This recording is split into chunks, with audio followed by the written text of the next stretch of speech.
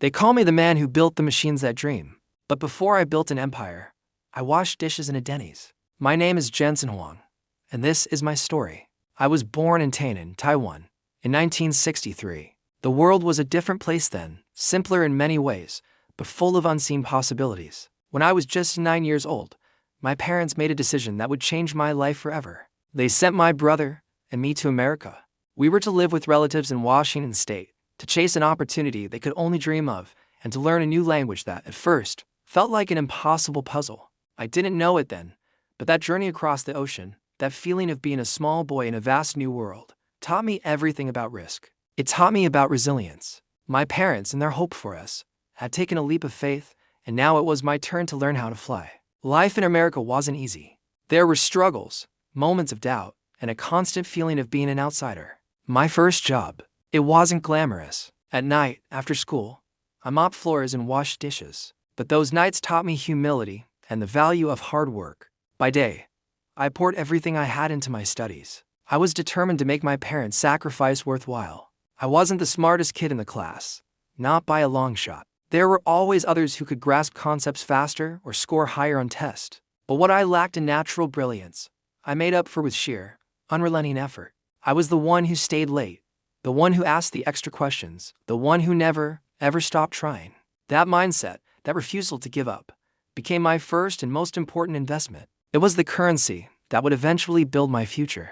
I pursued my passion for technology, earning a degree in electrical engineering from Oregon State University, and later, a master's from Stanford. These were formative years, where I dived deep into the world of silicon and circuits. After graduating, I landed a good job at LSI Logic, a respectable chip company. I was on a clear path, the kind of path any immigrant parent would be proud of. But something was missing.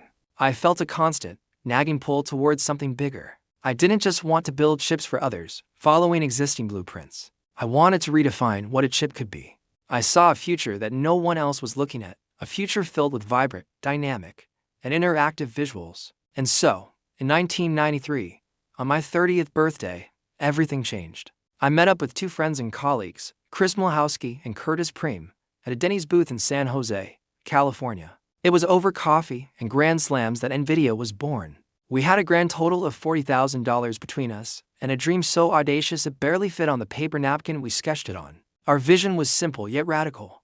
We wanted to build specialized processors that could handle graphics, not just lines of text. We envisioned machines that could see, think, and interact with the world visually. We weren't just thinking about faster computers, we were thinking about different computers. Back in the early 90s, this idea was almost laughable. The personal computer was a world of beige boxes and blocky text. Games were considered pixelated toys for kids, not a serious application for high-end computing.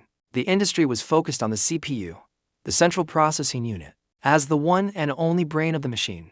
But we believed that graphics weren't a niche. We believed they were the future of computing, and so, we set out to build the GPU, the graphics processing unit. It wasn't just about making things faster. It was a fundamentally different architecture. While a CPU handles a few complex tasks sequentially, our GPU was designed for massive parallelism, capable of performing thousands of simpler calculations all at once. It was like comparing a single brilliant poet to an entire stadium of people chanting in unison. People said we were crazy. Investors laughed us out of their offices. A graphics chip company? The market is already crowded with dozens of them, they'd say. But here's the thing about truly new ideas. They almost always sound wrong. Before they change everything, we held on to our belief with a fierce tenacity. Our big breakthrough finally came in 1999 with the release of the GeForce 156. We marketed it as the world's first GPU. Suddenly, the world saw what we had been dreaming of. They saw what pixels could really do when given the right engine. We could render light that cast realistic shadows, create fluid motion, and evoke genuine emotion through incredibly detailed virtual worlds. From that point on, NVIDIA became a force to be reckoned with. The gaming industry exploded, and we were at the heart of it, powering the most immersive experiences imaginable. But my vision for the GPU went far beyond gaming. I saw something deeper in its architecture. I realized that the same parallel processing that was so good at rendering pixels on a screen could be used for any problem that could be broken down into thousands of simultaneous tasks. The GPU wasn't just for graphics. It was a general-purpose brain.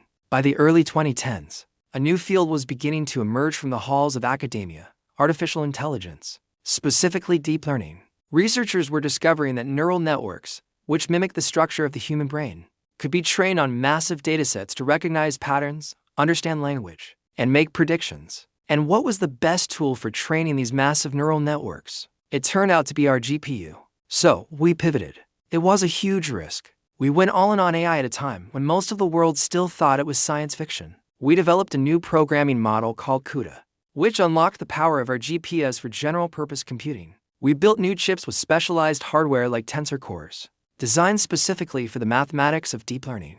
We invested billions, transforming NVIDIA from a graphics company into the engine of the AI revolution. Today, our technology is everywhere. NVIDIA GPUs power the supercomputers that are solving some of humanity's greatest challenges. They are the brains behind self-driving cars, the core of advanced medical imaging, and the engine for groundbreaking scientific research. From the large language models like Chat that you can talk to the autopilot in a Tesla. If intelligence runs on silicon, it probably runs on us. But through all the success, I never forget where I came from. I never forget that kid washing dishes at Denny's. Every time I walk through an NVIDIA lab and see engineers pushing the boundaries of what's possible, I see myself back at that booth, a kid with a napkin sketch, a wild dream, and absolutely nothing to lose. People often think leadership is about having all the answers, about being the most brilliant person in the room. It's not. It's about belief. It's about having the conviction to press forward when the numbers don't add up, the courage to stay the course when everyone else has walked away. It's about weathering pain and suffering and knowing that your vision on the other side is worth it. I once said, the future doesn't wait for permission. And I meant every word of it. You can't ask for a roadmap to a place that doesn't exist yet. You have to be willing to run, not walk, into the unknown. Because when you dedicate your life to working for the future eventually starts working for you. My name is Jensen Huang, founder and CEO of NVIDIA.